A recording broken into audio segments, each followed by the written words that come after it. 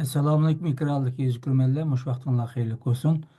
Har hafta institutimiz müdiri, shundaqla Hacettepe Üniversitesi Edebiyat Fakültesi Tarih Bilimi O'qituvchisi doçent doktor Erkin Akram muallimni o'tkazib kelayotgan xalqaro vaziyat va kun tartibi nomli programmamizga xush keldinglar. Muallim xush keldingiz. Hoş bulduk, rahmet. Yuzkurmanlar, bizning bugungi programmamizning suhbatimiz bo'lsa, Xitoy davlat raisi Xi Jinping'inki Rossiya ziyarati haqida bo'ldi. Ya'ni Xi Jinping 8 may bu ayının 8. günü, yani 8 May günü Kremlin'de Rusya Devlet Prezidenti Putin bilen bir görüştü. Görüşmede iki devlet oturusida bu yıl elip verilgan 3. görüşme bulup Xi Jinping'inki 10 yıldan keyin Sovet İttifakı'nınki büyük vatanperverlik uruşudaki g'alabasini xotirlash faoliyatiga qatnashchi desak bo'ldi. Ko'rishda bu Xi Jinping bilan Putin o'tirisida bundaq temalar kun tartibga keldi. Birincisi ajdod nesli davomlashayotgan do'stlikni davomlashtirish.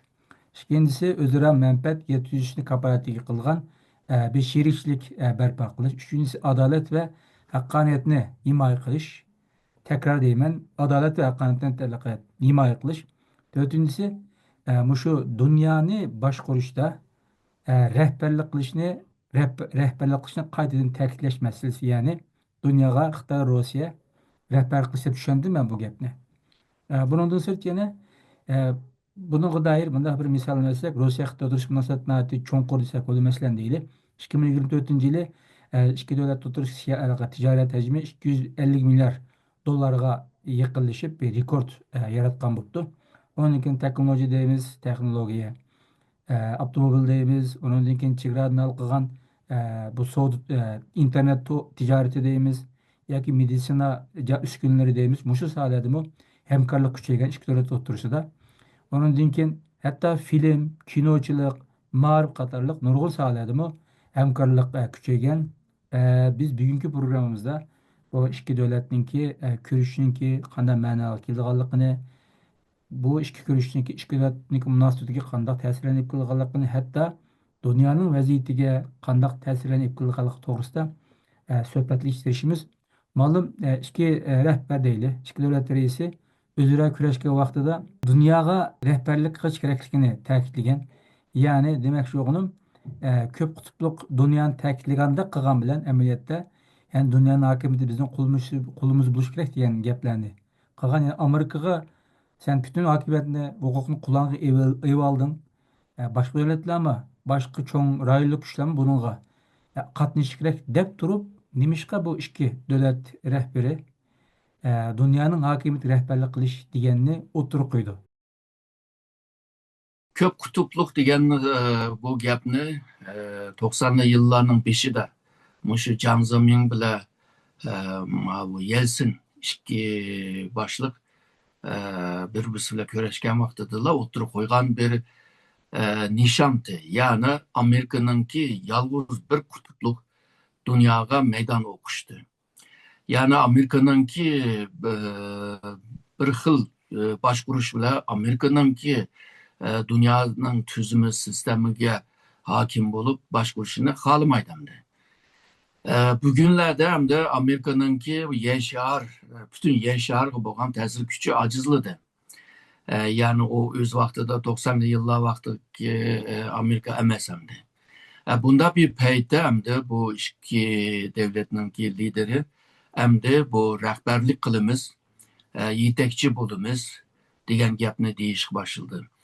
Ama bu Amerika'daki yalnız beşiğe yetekçi emas. Biz ikimiz birlikte bunu ilip varmız degan bir mananı beriyotdi.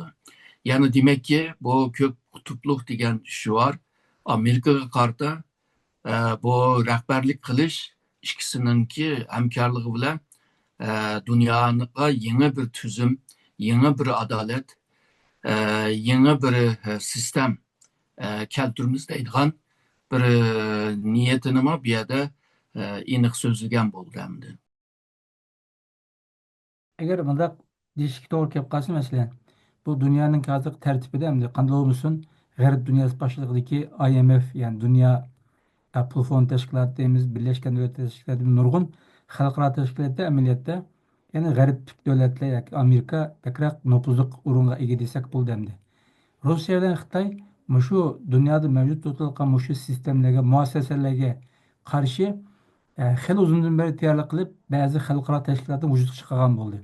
Masalan, Shanxay hamkorlik tashkiloti deymiz amaliyotda mushun xizmat qildi. Uningdek iqtisodiy jihatdan bu Osiyo taraqqiyot bankisi deymiz yoki bunda mablag' bankisi va onun boshqa nurg'un iqtisodiy jihatdan, siyosiy jihatdan nurg'un tashkilotlar bor. Mush tashkilotlar bilan Xitoylar, Rossiya ikkisi qanchalik g'aribga taqabul tura oladi sizcha? Hem de bana hazırlıklı bizde vatkan dünya tüzümü, dünya sistemi bu Amerika'nınki 2. Dünya Uruşu'nun ahırlaşıvatkan vaxtı da planlap oturup koyup ve bunu vücutқа keltügen bir tüzüm sistem. Öz vaxtıda Sovyetlerini ma davet kılgan bu sistemin kuruşunda ama Stalin'ninki bulup mu şu 47. yıldan keyin Stalin bununla pek kızıkmadı. Öz aldığı Amerika'ya karşı bir alternatif başka bir tüzümünü kuruşka planlayan. Ama dünya asta bu Amerika'nın kurgan bu tüzümünü kabul kılışı başladı.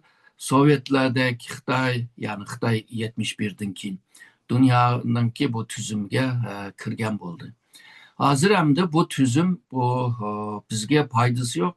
Yalnızla Amerika paydası var da düşünüyordu. Aslında bu tüzüm bu sistem konrap kağaçka Amerika'ya mı cık bir paydası yok. Şimdi Amerika mı bu sistemini mi tenkit kılıvatıdı? Bu sistemini temsil kıldığı misalga Birleşken Devletler Teşkilatı değil. Bu müesseseden mi bazı organlarda mı Amerika mı çık gidip vardı? Aslında mavu mevcut olan bu sistem ve tüzüm yeni terakkiyette yaratılgan yeni problemlerge cevap veremeydiğim bunda bir ahvalga duç kelyapti. Şununla bunda bir peytde Amerika'nı chetga qiyqib o'zimizningki bir tüzümni qurdigan bir vaqt keldi degandek bir rolga kiryapti. Aslında Amerika'nınki bu dünyanın yani bu yer şehir üstündeki bütün yer şehirdeki tesir gücünün acizleşişini 1986'da Amerika'nınki bir xalqaro münasebetler xalqaro münasebetler tarihinin tarihçisi var. Paul Kennedy diye. O bir kitap yazgan Çoğun Güçlerinin Yükselişi ve Çöküşü. Bu kitapta Amerika'nınki kandak çöküvatkanlığını Sovyetler'e karşı gücü acizlaşvatkanlığını değil ama Amerika derhal özüne bir tüzetti, bir reform, bir ıslahatına ilip bağdı ondan keyin. Anlıca Sovyetler yıkılıp ketken boldu. Ama Xitay mı aşı vaxtlardan itibaren bu xalqaro münasebetler degen bir ilim vardı. Bu ilim normalde bu Amerika'nınki ictimai penlerininki biriside hamdi. Şununla nezariyecilerin köpü Amerikalık İngilizcelik buldu hamdi. Bularınki muşu nezariyesiga karşı, xalqaro münasebetler nezariyesiga karşı Xitayning xalqaro münasebetler nezariyesini terakki kıldırıp geldi. Bayağı siz misalını verdiniz. Amerika ve Garplıklarını kurgan nurgun müessese bağış müessesege takabul turuş için bazı müesseselerini kuruşuyla birlikte xalqarada bazı meselelerde ölçümler var. Misalga ahlakının ölçümü, insan haklarının ölçümü, hatta maşinanınki, esvaplarınki hemmeniminin bir ölçümü var. Bu ölçümge karab kılgan çağda xalqarada asan bilinidi, tununidi, setilidi. Hazır Xitay'daydı bu xil ölçümünü biz Xitay'nınki mi ölçümü buluş lazım, dünyaya sunulgan ölçüm buluş lazım. Dünya seviyede üniversite buluş lazım, dünya seviyede bu akıl ambarı buluş lazım. Hemen emine şu dünya seviyeye egiliş götürüşüyordu. Misalga deydi IMF bu bütün dünyanınki şu pul muamelesini kontrol kılıvadı. Biz mi şu nime bir ikisini kurup bir ikisinin içinde bir banka kurup bir ikisi bankasını. Bu bankı IMF'ye takabul turalaydı da Muştaq narsalarni ilib qilyotidi Xitoy. Ya'ni sizningki javobga keladigan bo'lsak, ma'ni deb bo'lgandan keyin har qanday tarixda keyingi 500 yilda har qanday bir kuch yuksalgan vaqtida bir xil yenilik bilan yuksaladi. O ko'niliklar bilan yuksalamaydi. Chunki o ko'nilikninki sahibi bor, xo'jayini bor. Ya'ni bugünkü dünyanınki bu tüzümninki xo'jayini Amerika va G'arb. Ya'ni sen maaşını doğrab, onun bilan tang bo'laman degan vaqtida bo'lishing qiyin. Shuningga yeni narsalar bilan, ideya bilan ishlab chiqarishlar, tuzumlar, sistemlar hammasi yangi bo'lishi lozim. Xitoy bu yenilikni qilamayotdi. G'arbliklar Amerikaninki, ya'ni yumshoq kuch deydigan soft power degan kuchimi bor. Bugünkü dünyani mushu holiga kelgan mushu g'arb markazlik bir bilim, texnologiya, falsafa, adabiyot, she'r, kino, san'at, heykelcilik hammasi mushlar markazlik. Bunun yaratgan bir yumshoq kuchi bor. Ama Xitoyninki bunda bir yumshoq kuchi yo'q. Ya'ni dunyoga hitop qiladigan bir yumshoq kuchi yo'q Xitoyning. Ko'ngizini chiqdi, ko'ngizning ideyasini chiqdi. Ko'ngizning ideyasi bir feodalizmninki bir hakimiyetni qo'g'daydigan bir devlet ideologiyasi bu aslında. O dunyoga hitop qilamaydi hamda. Bo'libmi hozirgi bugünkü bu dunyoga javob beramaydigan bir ideologiya. Shuningga meningcha o Xitoy Amerika'nın yeriga o'tib, mushu qisqa zamonda, ya'ni eng ozda bu 2049gacha Xitoy ashini nishon qilgan-ku, 49gacha jahonga hokim bo'lish. 49gacha Amerika'nın yeriga o'tib, dunyoga hokim bo'la oladigan bir kuchga ega emas deb ko'raman.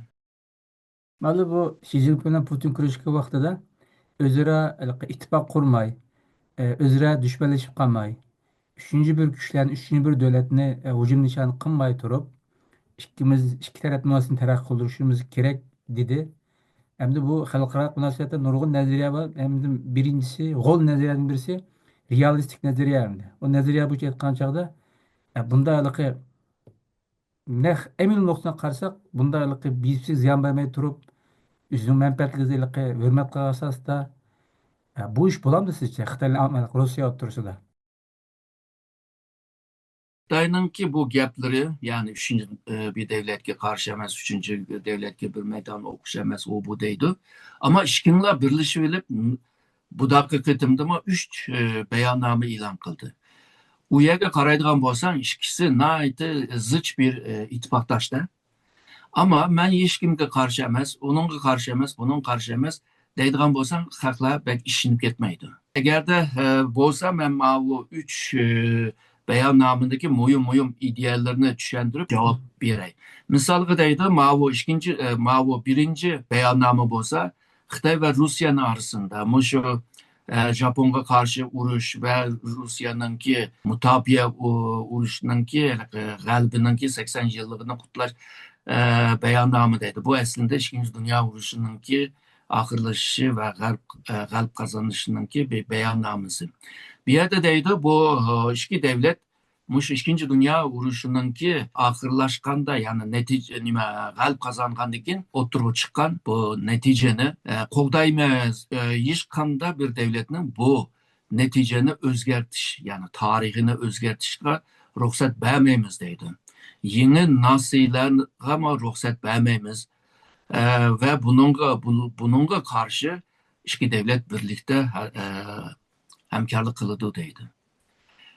Yani bu yerda yolg'on gaplar to'liq hem de hozirgi kommunist Xitoy hakimiyeti 2. Dünya urushunda Gomindan hakimiyetichilik urushmadi. Agar da biz şu Japon bilan urushgan jarayonda qancha askar o'ldi, qancha general o'ldi, qancha çoğun askeri başlığı öldü sanını Komünist Parti ve Komündan Parti'ni seliştirsekler hemen oturup çıkıyor. Kim can kılıbatıdı. Yani bu Komünist Xitoy hakimiyeti teyya bulup hazır aşı canınki meyvesini mi sahip çıkıvagan gap da bu yağan gap. Sovyetler mi o vakti da bu Xitoyni mıcık boz ekıgan. Bugün Taşkı Moğolistan eğer de mustaqil bo'lib ketgan bo'lsa, Sovetlarninki ishi.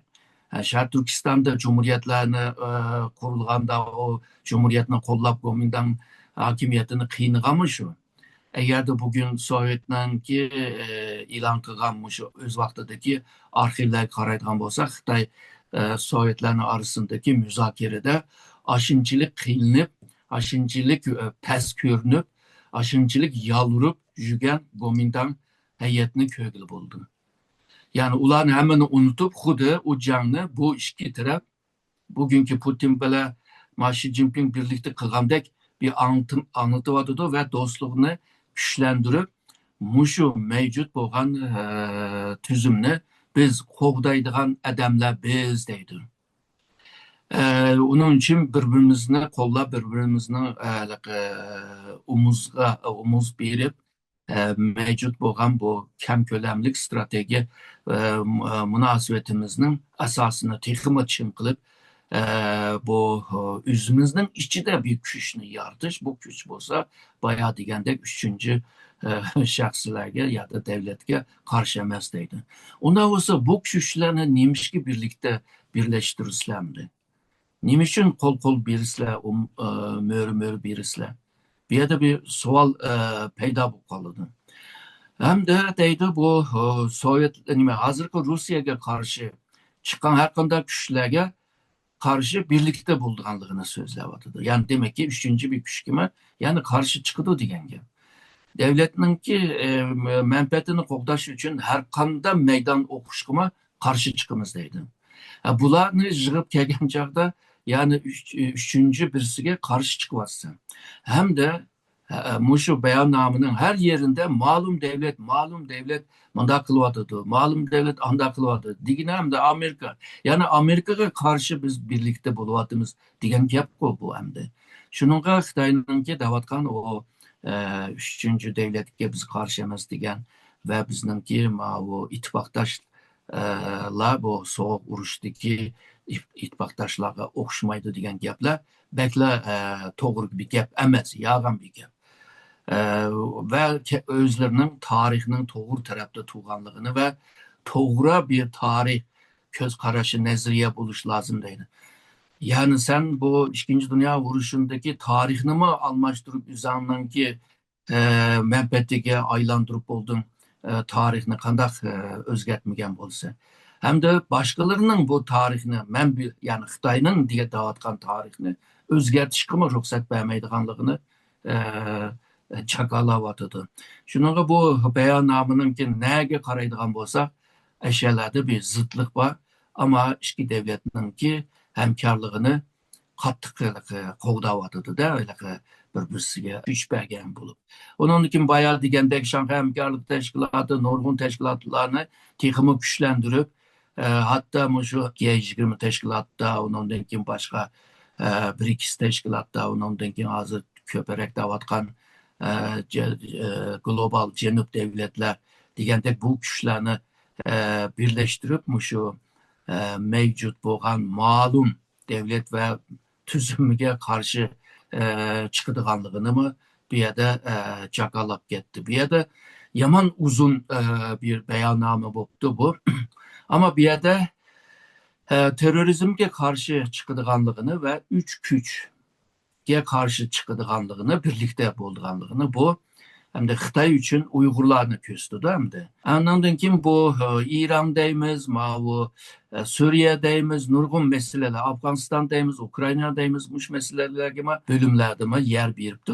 Filistinler için işte bir nimini biripti. Ama Suriye'ye kelgen çağda Suriyeliknindir ama Suriye hükümeti çokum kararlılık bile her kanda şekildeki terörizmge ve radikalizmge karşı çıkış gerekteydi. Bunu Suriye hükümetinin eşyadaki Uygurlarga karta deyilgen bir gap bolganlığını bir yerde asanla düşünüp ağlı bulup demdi. Onundan başka bu Xitay ile Rusya'nın arasında yeşar strateji mukumluğunu qoğdap qilish davatıdır. Demek ki bunun keyin yeşarının ki strateji mukumluğunu biz qoğdaymiz degan gap. Yani biz o'ttirib chiqamiz degan gap. Yani bayağı köp kutupluqni qo'llab kelgan bular. Demek ki özleri çıkıp kalgan çağda başka devletlerge mi köp kutupluqni mi tanımayman degan gap. Yani Amerika bir kutupluq bilan bosh qurgan bo'lsa o'z vaqtida biz mi shunday qilamiz degandek bir bayonnoma bo'lib qolibdi-da hamda bu yerda.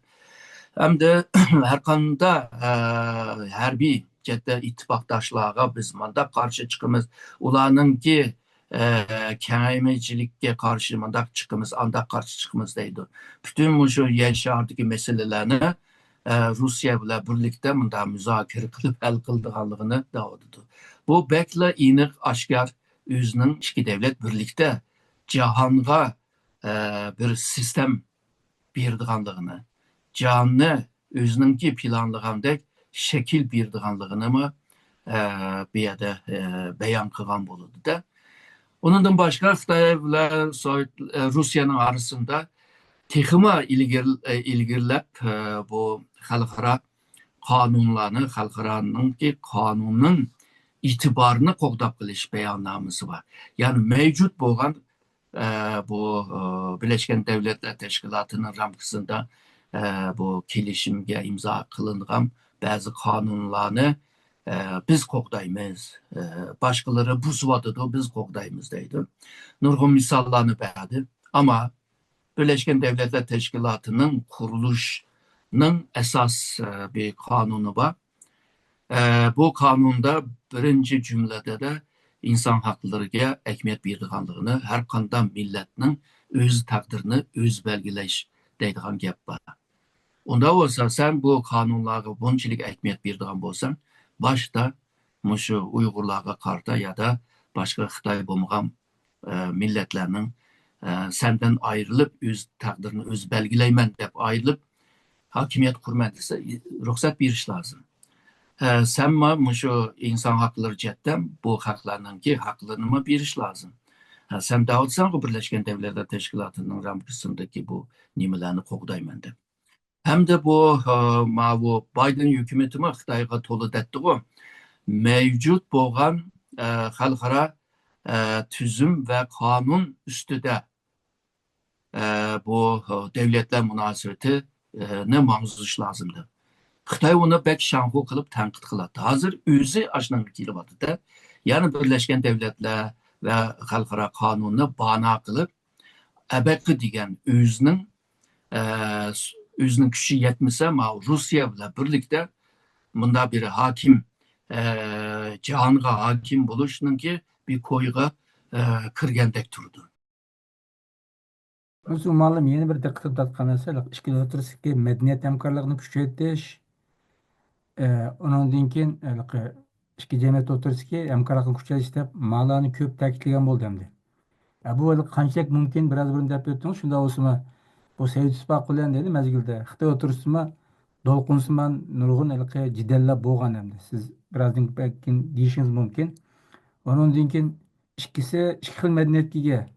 Hem etnik jihatdan hem milliy jihatdan diniy jihatdan ikki xil madaniyatga ega. Uning rayonda bir-birisiga herkes bo'yin egmaydigan kuchlar hamdi. Dal mushu nuqtani ilib aytgan vaqtida bu jamiyatshunaslik deyildi. Qanday bir-biridan tubdan farq qilgan bu davlatlar madaniyat jihatdan hamkorlik o'rnatadi shunda biraz sizin deb o'tdingiz.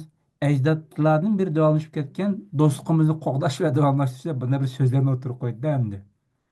Bu sizin degan gapingizni shuni tushundim. Bir-biriga zid bo'lgan gaplar bek chiqqandi. Dal mushu nuqtadan ikki jamiyat, ikki xil madaniyat, ikki xil diniy guruhlar qanday birga keladi. Faqat nuqul manfaat nuqsimi kelamdi yoki bu Xitoylar Rossiya o'tirishga hamkorlik manfaatga tayangan bir hamkorlikni asos qilib qilamdi yoki ko'p taraflama bir hamkorlik nasib bo'lgan kuchga aylanamdi. Xitoyningki bir sözü var. Yani gün yüzünde iki koyaş yok, yeryüzünde iki padişah yok. Yani bu ikisi okşaş rayonundanki iki padişahsı. Ondaqda bular nima uchun hamkorlik qilalaydi? Bu yerdagi nishon o'xshash. Yani Amerika va G'arb. Bo'libmi yaqinqi zamonda Rossiyaga ilib borgan bisimlar, embargolar va Xitoyga ilib borgan bu bisimlar, bu bu ikki devletni bir-birisiga hamkorlik qilishga majbur qilyotdi. Ya'ni bu vaziyatninki taqozosi buning natijasi hamdi. Undan boshqa ikki devletninki shu harbiy qurol setishda, bu energiya jihatdan, bu ticaretinde, başka savdo ticaretlarda bir-birisini to'liqlagan bir iqtisodiy munosabati bor. Ama tarix qaraydigan bo'lsam, bu ikki devlet arası bekmi yaxshi emas bo'libmi Xitoyninki enida Xitoyni eng ko'p bo'zak qilgan hamda Manchur devletini Xitoy devleti deb Jungo deb to'nig'ashqa eng ko'p bo'zak qilgan devlet Rusya. Shuningga hamma yerda sosyal medyada Xitoyninki rasmiy tarix kitoblarda Rusya qanchalik Çarlık Rusya qanchalik zaminni ilib olganligini, Ikkinchi dunyo urushida nima Japoniyaga qarshi chiqimizda Mo'g'ulistondan Manchuriyaga o'tib bu jarayonda Xitoyga qanchalik ziyon berganligini, nurg'un yoshlarni, kichik bolalarni o'ldirganligini, xotinlarga tajovuz qilganligini hozirgacha yozadi buni. Shuningga Xitoyda agarda yoshirin bir ray sinash qildigan bo'lsa, Xitoyning zodi birinchi dushmani kim deydigan bo'lsa, birincisi Rus, ikkinchisi Japon deb chiqadi. Yani Amerika belki 3, belki 5. navbatda bo'ladi. Yani hozir shu ba'zi manfaatdan tufayli hem geostratejik jihatdan hem bu iqtisod jihatdan bir manfaat o'xshashlikdan tufayli bular hamkorlik qilyotdi. Hamda bu hamkorlik bilan mavu g'arbga taqabul turishning bir pozitsiyasini ko'rsatyapti. Ama bu misolga deyli Rusya ve Xitoyning ustida o'xshash tarafdan kelgan bir kuch bo'lmaydigani bo'lsa, bu ikkisininki ziddiyati ondan boshlaydi. Bu raqobatlar ondan boshlaydi. Chunki yoshirin ba'zi masalalar bor. Misolga O'rta Osiyoda Xitoy hozir u yerga singib ketib bordi. Rusya va Ukraina masalasidan tufayli qaytib kelmayapti O'rta Osiyoga. Ondan keyin bu Rusya va Yiroq Sharq rayonlarini, Sibiriya rayonini taraqqiy qildirish uchun Xitoyga 20 necha yildan beri deb kelyapti. Mishaga bir ko'plab mablag' sarflanadi. Xitoy ancha-muncha mablag' selyapti, ammo u shaxsiy tashabbuschilar. Ya'ni kichik nimalarda hamda. Misolga Rusiyaninki shu sovuq urushdan keyin eng cho'ng bir projekti bo'lsa, Sibiriya kuchi deydigan shu energiyani hem Rusya'nın en sharq tarafga hamda Xitoyga oqitadigan liniyani bunu planlagan. Bununga mı jiq pul lazım? Xitoydan mı jiq talab qilgan? Xitoy mı ba'zan ma'qul deydi, ba'zan yo'q bo'ladi.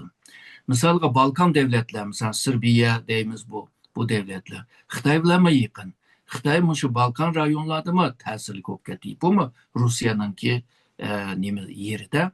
Şunun o'xshash Afrikada, O'rta Sharqda shu Rusiyaning kirdigan yerga Xitoy mı kirib bordi?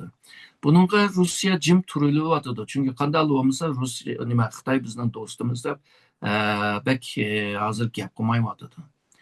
Kelgusida abaqa degan shu g'arbdan kelgan besim agarda ojizlasa yoki yo'qolib ketsa, u vaqtida bu ikkisi abaqa rayonlarda manfaat olish uchun yana bir jidal qilishning kimi ehtimoli bor.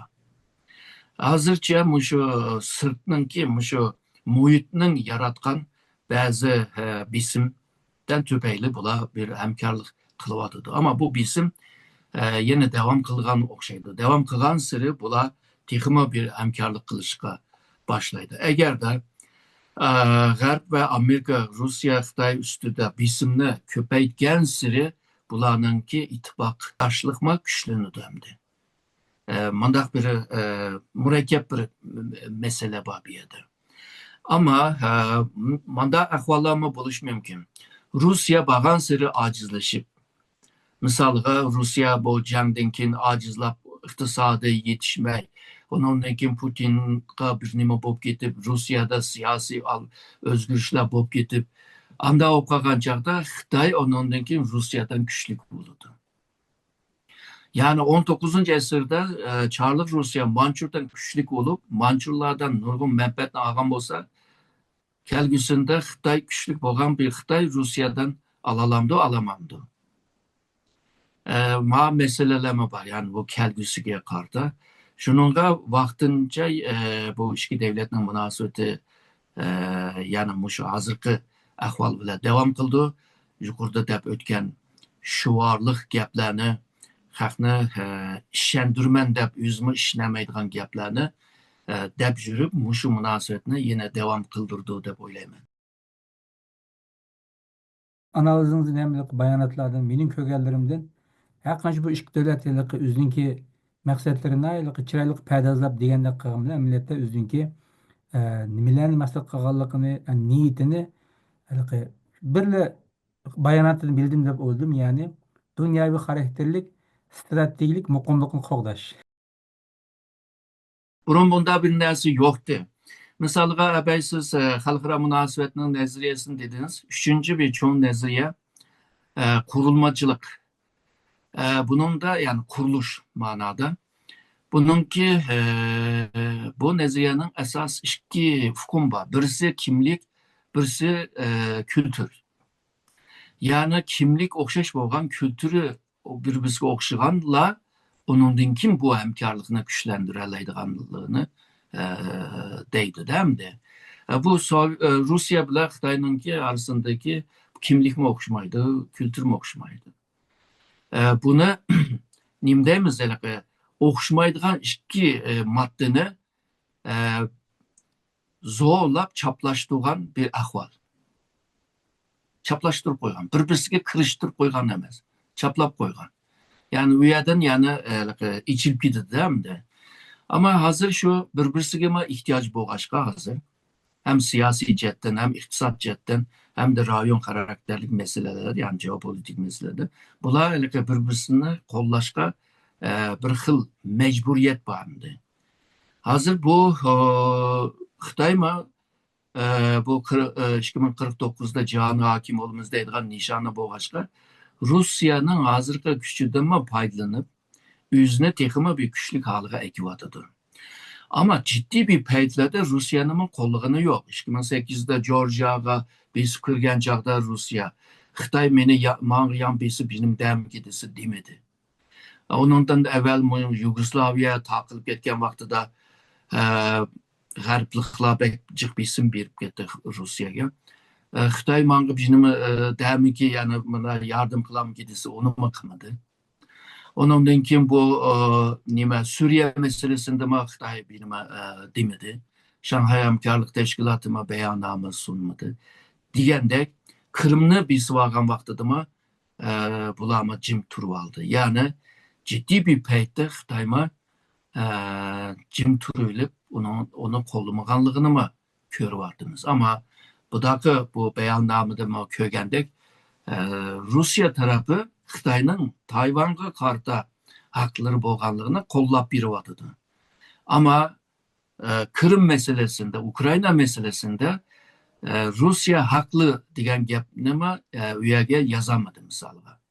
Xitoy ba'zi yer kelgan chog'da bu ko'ringandek nihoyatda isil ittifoqdosh emas aslında. Yani shu hozirgi man bergan misollarda ko'rgili bo'ldi.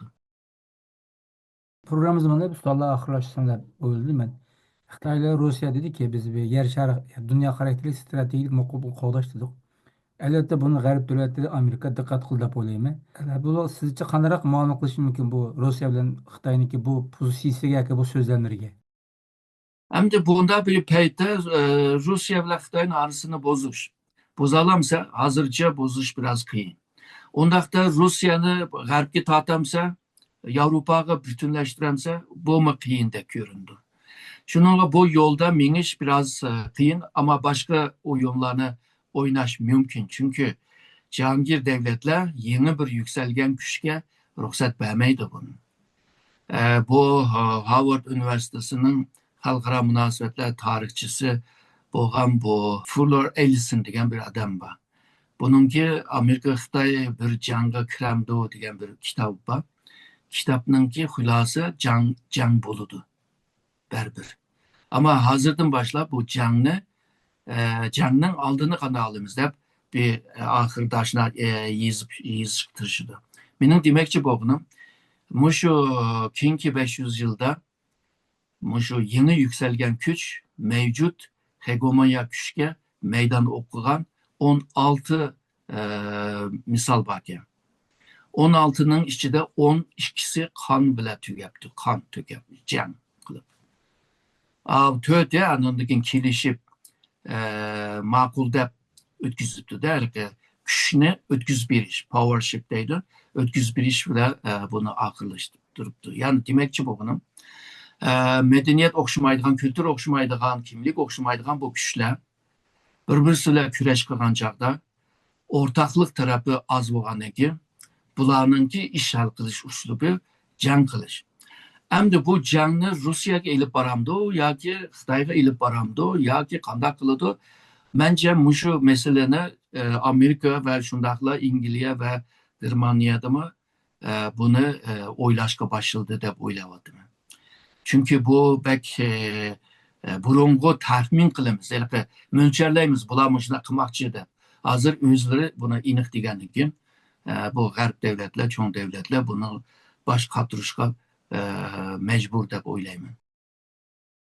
Aziz kurmanlar, biz bugünkü programımızda Xitay Devleti Xi Jinping'inki 2025 yılı 8 may günü Rusya Devlet Reisi Putin bilen kurashga vaqtida e'lon qilgan ortak bayonotlarga so'zlarni ko'rgan analiz yapardik. Bu so'zlarni degan vaqtimizda ikki davlat o'rtasidagi evlatdan almashgan munosabatni davomlashtirish, ondan keyin madaniyat hamkorlik o'rnatish, dunyoviy strategik muqimlikni qo'g'dash, boshqalarga ziyon bermasdan, o'zaro dushmanlashmasdan, boshqa hujum nishoni qilmasdan hamkorlikni kuchaytirish, iqtisodiy munosabatni kuchaytirish, buni ko'p qutluq dunyoni yak tuzumni himoya qilish degan o'xshash so'zlarni ko'rdigan holda bu ikki davlatniki amaliyotda qandaq bir maqsadi borligini analiz qilib tirishdik. Bo'lim, sizga ko'p rahmat.